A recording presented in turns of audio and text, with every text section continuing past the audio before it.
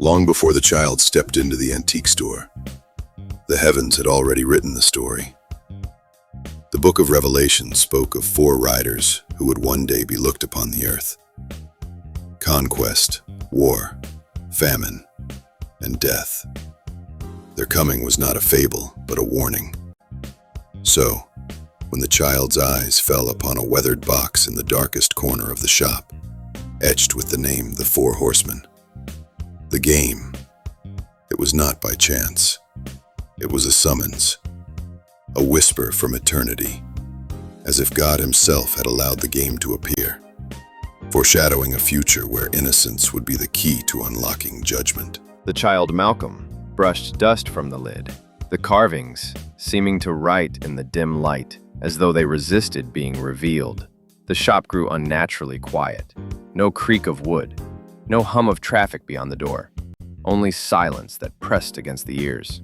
With trembling curiosity, the child lifted the lid. Inside lay four carved figurines, each shaped like a rider on horseback. Their eyes, though mere slits of stone, gleamed with a cold awareness.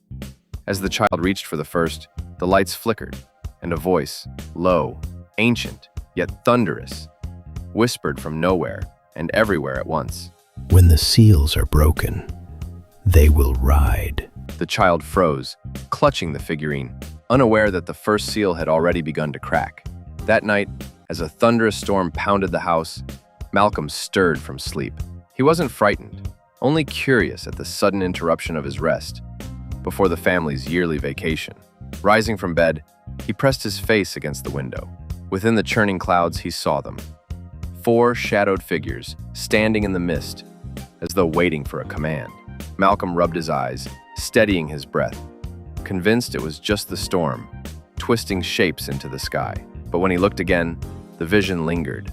Then a sound cut through the wind, the faint creak of wood. His gaze shifted toward the moonlit corner of his room, where the antique game box rested, the one his mother had bought for him earlier that day. The lid shuddered under the weight of the storm's breath, and then, with a groan, it opened. Four carved horsemen glistened under the moonlight. Malcolm stepped closer, unafraid, more thrilled than shaken. As he reached for one, a tree branch lashed against the window. He froze. Across the glass, then a voice whispered, "Pick me first. I am the rider of peace. In your journey, come find me. Your victory will be to stop me." Before Malcolm could react, the box slammed shut, locking itself. Startled, he tried to pry it open, but the seal held firm. Only the figurine remained in his hand. Warm, almost burning, he slipped it into his pocket, vowing to carry it on their travels. By morning, as the family drove along the highway, Malcolm rolled the figurine in his palm, letting his imagination build worlds around it. Then came the whisper, low, eerie. "Find me if you can." The figurine grew hot.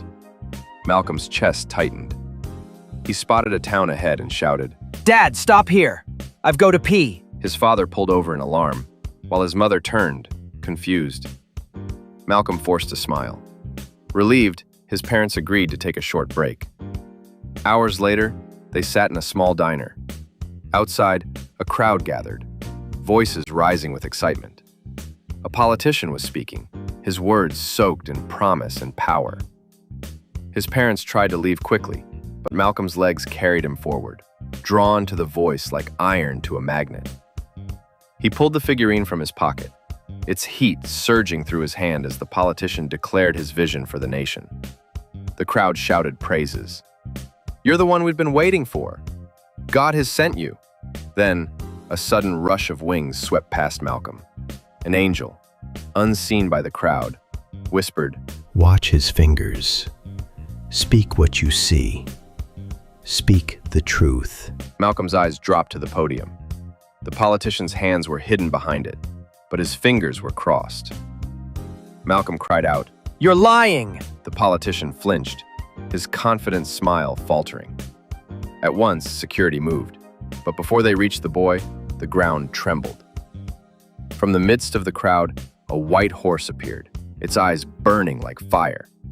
It reared, scattering people, then leaned down to Malcolm. Its voice thundered, "What makes you think he lies? Prove your accusation. Malcolm clenched the figurine, his heart pounding, but his voice rang clear. This man was sent from hell to ride to deceive the people. He is no savior, no second coming of Christ.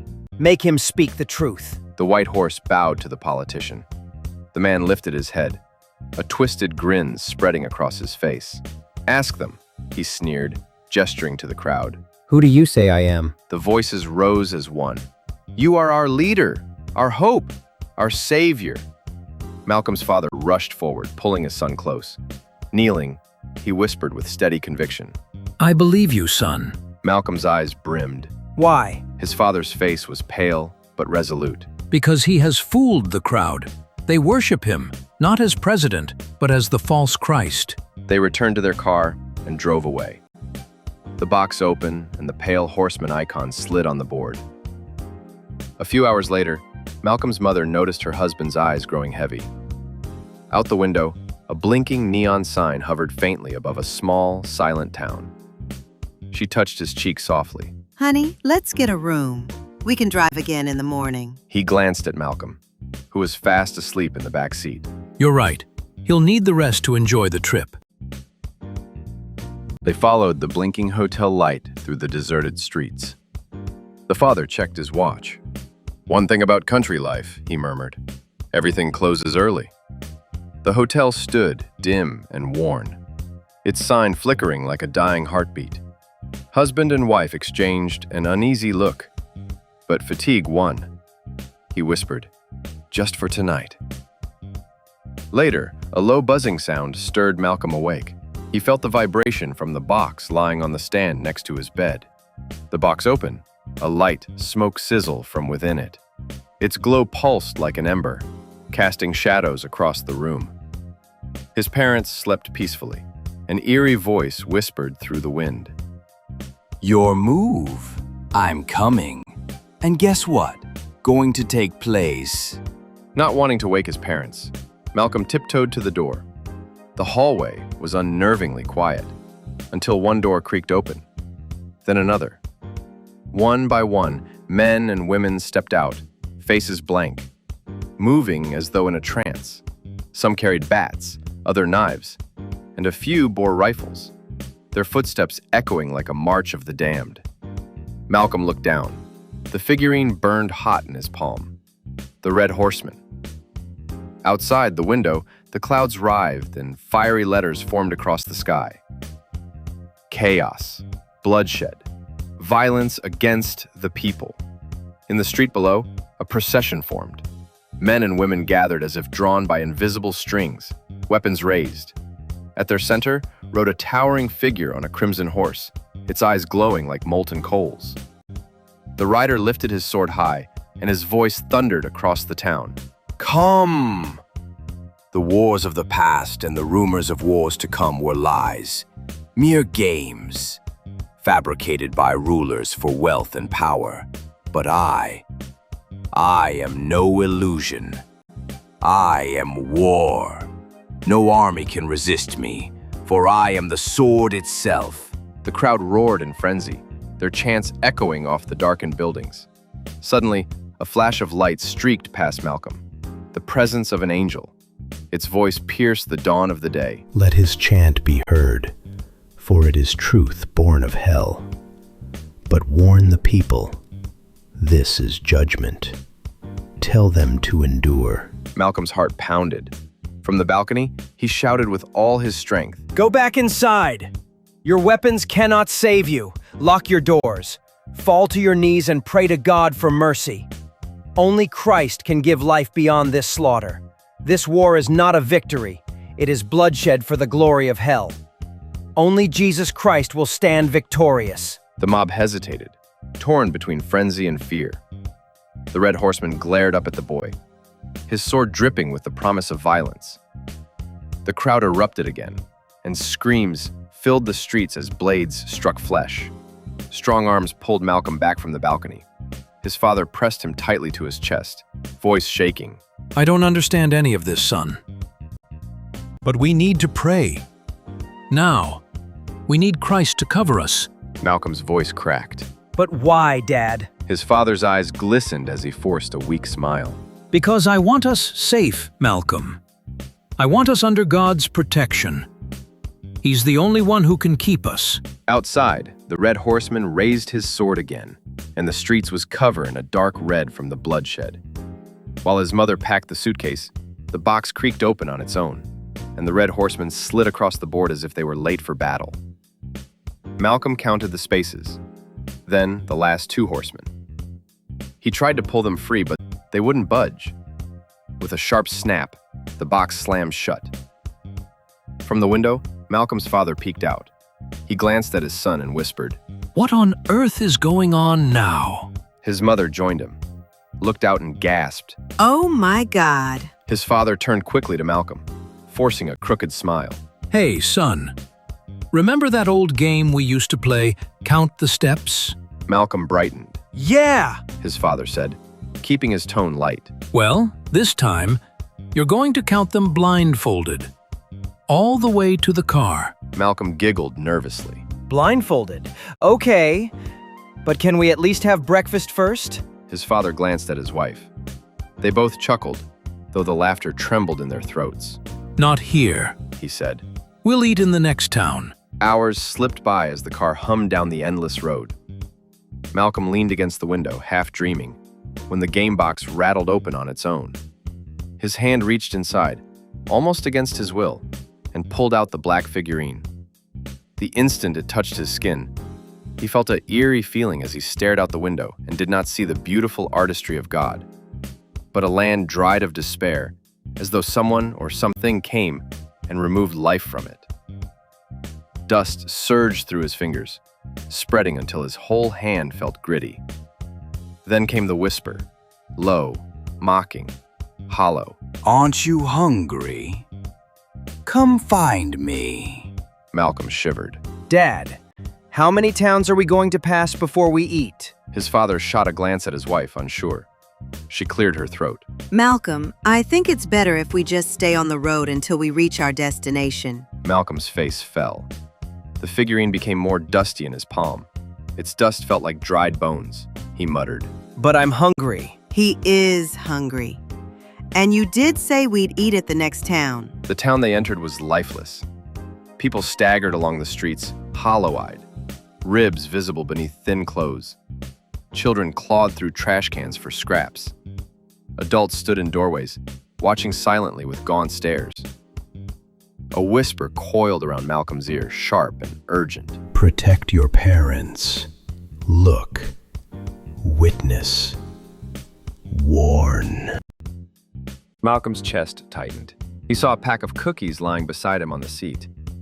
He held the cookie his father, hit a speed bump, and the cookie was tossed from his hand and landed outside the window. At once, a mob seemed to materialize, rushing toward the cookie, tearing at each other in desperate frenzy. Malcolm's stomach turned as he watched the fight. "Mom," he whispered. "Mom, where are the snacks?" In the trunk. There should be chips and crackers. But we're looking for a place to buy some burgers and fries. Malcolm's face widened with fear as he watched the frenzy of the crowd.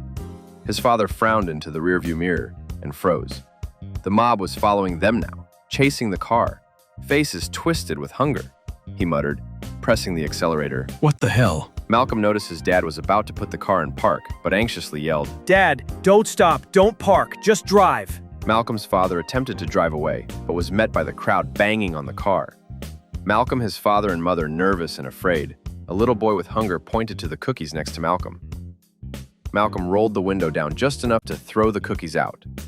The crowd ran to the side where the cookie lay. Malcolm shoved the back seats down and crawled into the trunk. His hands fumbled for the release latch until the trunk popped open a crack. He grabbed the bags of snacks and spilled them into the street. The crowd pounced. Shrieks and growls filled the air as bodies fought over crumbs. And amid them, Malcolm saw him, the rider of the black horse. The black horse stood tall amid the frenzy. He caused the horse to pounce toward the crowds for them to back away from the snacks.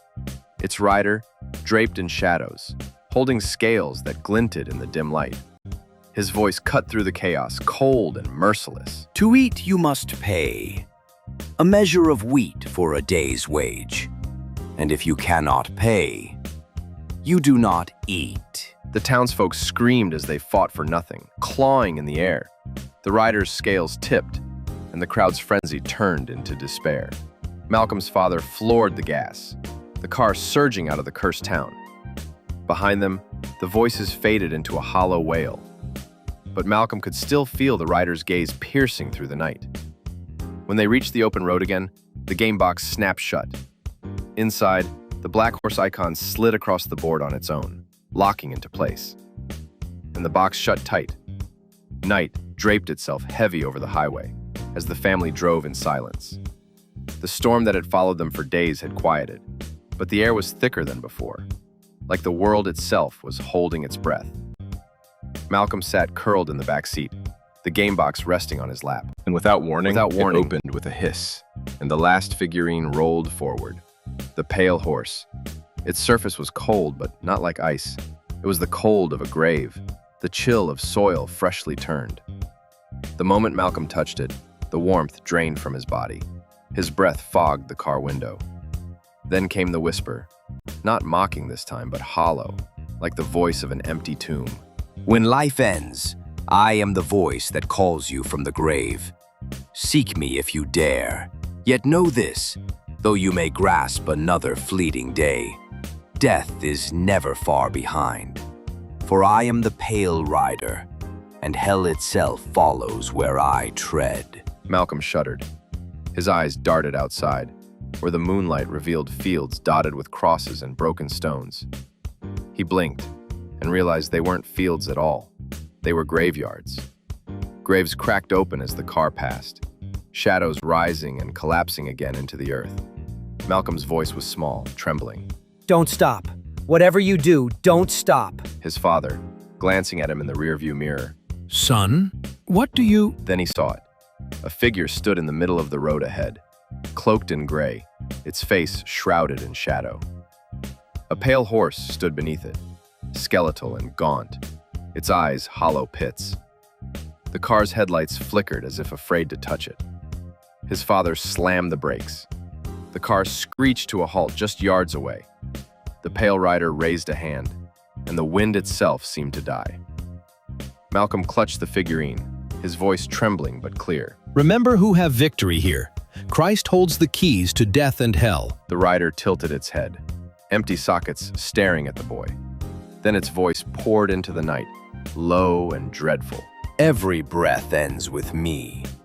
Every life bends to me. And soon, every knee shall bow. Yet not in worship, but in silence. The ground trembled. Along the roadside, shadowed forms of the dead began to rise. Men, women, children.